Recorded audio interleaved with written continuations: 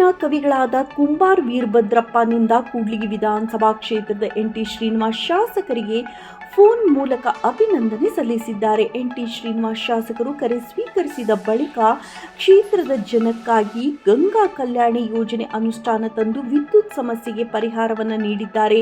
ಹೀಗೆ ಕ್ಷೇತ್ರದಲ್ಲಿ ಆದ್ಯತೆಯ ಮೇರೆಗೆ ಅಭಿವೃದ್ಧಿಪಡಿಸಲಾಗುವುದು ಎಂದು ಕುಂಬಾರ್ ವೀರಭದ್ರಪ್ಪ ಅವರಿಗೆ ತಿಳಿಸಿದರು. ಕುಂಬಾರ್ ವೀರಭದ್ರಪ್ಪ ಅವರು ರೈತರ ಹಿತ ಕಾಯುವ ಕಾರ್ಯವನ್ನ ನೀವು ಅನುಷ್ಠಾನ ಮಾಡುವುದರಿಂದ ಕ್ಷೇತ್ರದ ರೈತರು ನಿಮ್ಮನ್ನು ಖಂಡಿತ ಕೈ ಬಿಡುವುದಿಲ್ಲ.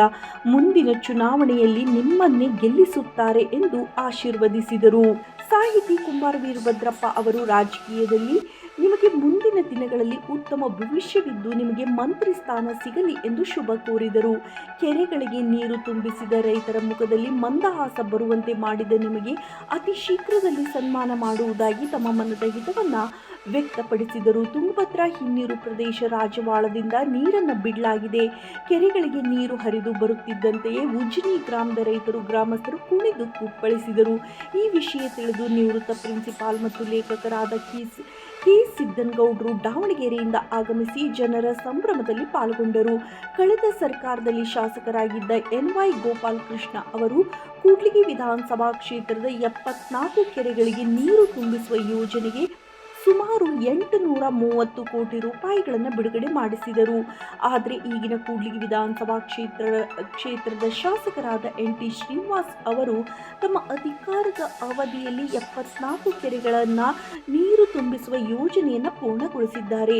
ನಂಜುಂಡಪ್ಪ ವರದಿ ಪ್ರಕಾರ ಅತಿ ಹಿಂದುಳಿದ ತಾಲೂಕು ಎಂದು ಹಣೆಪಟ್ಟಿ ಪಡೆದಿರುವ ಬರದ ನಾಡು ಹುಲಿಗಿ ತಾಲೂಕಿನ ಸರಿಸುಮಾರು 74 ಕೆರೆಗಳಿಗೆ ರಾಜವಾಳ ಜಾಕ್ವಾಲಿನಿಂದ ನೀರು ತುಂಬಿಸುವ ಮಹತ್ವ ಕಾರ್ಯ ಕೈಗೊಂಡು ಹುಲಿಗಿ ಕ್ಷೇತ್ರದಲ್ಲಿ ಇತಿಹಾಸ ನಿರ್ಮಾಣ ಮಾಡಿರುವ ಕೂಡ್ಲಿಗಿ ವಿಧಾನಸಭಾ ಕ್ಷೇತ್ರದ ಎನ್.ಟಿ. ಶ್ರೀನಿವಾಸ್ ಅವರಿಗೆ ಕೊಟ್ಟೂರಿನ ಹಿರಿಯ ಸಾಹಿತಿಗಳಾದ ಕೇಂದ್ರ ಸಾಹಿತಿ ಅಕಾಡೆಮಿ ಪ್ರಶಸ್ತಿ ಪುರಸ್ಕೃತರು ಕುಂಬಾರ್ ವೀರಭದ್ರಪ್ಪ ಅವರು ಅಭಿನಂದಿಸಿದ್ದಾರೆ. ಕೂಡ್ಲಿಗಿ ಕ್ಷೇತ್ರದ 74 ಕೆರೆಗಳಿಗೆ ನೀರು ತುಂಬಿಸುವ ಬೃಹತ್ ಯೋಜನೆಯ ಮೊದಲ ಹಂತವಾಗಿ ಉಜ್ಜಿನಿ, ಬೆಳದೇರಿ, ಪೂಜಾರಹಳ್ಳಿ ಸೇರಿದಂತೆ ಹಲವು ಕೆರೆಗಳಿಗೆ ನೀರು ಹರಿಸುವುದಕ್ಕಾಗಿ ಅಭಿನಂದಿಸಿ ಶಾಸಕರಿಗೆ ದೂರಿನ ಮೂಲಕ ಕರೆ ಮಾಡಿ ಮಾತನಾಡಿದರು. ಎನ್.ಟಿ. ಶ್ರೀನಿವಾಸ್ ಅವರ ದೂರವಾಣಿಯಲ್ಲಿ ಮಾತನಾಡುತ್ತಾ ಹಂತ ಹಂತವಾಗಿ ನಮ್ಮ ವಿಧಾನಸಭಾ ಕ್ಷೇತ್ರದ 74 ಕೆರೆಗಳನ್ನು ನೀರು ತುಂಬಿಸಲಾಗುವುದು. ಆದರೆ ಮಲೆನಾಡಿನಲ್ಲಿ ಸಮೃದ್ಧಿಗಾಗಿ ಮಳೆ ಆಗಬೇಕು. ಕೆರೆಗಳಿಗೆ ನೀರು ತುಂಬಿಸುವ ಯೋಜನೆ ಪೂರ್ಣಗೊಂಡಿದ್ದು ಸಣ್ಣ ರೈತರಿಗೂ ಅನುಕೂಲವಾಗಲಿದೆ ಎಂದು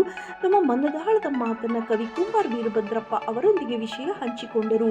ವರದಿ ಕೋಗ್ಲಿ ಉಮೇಶ್.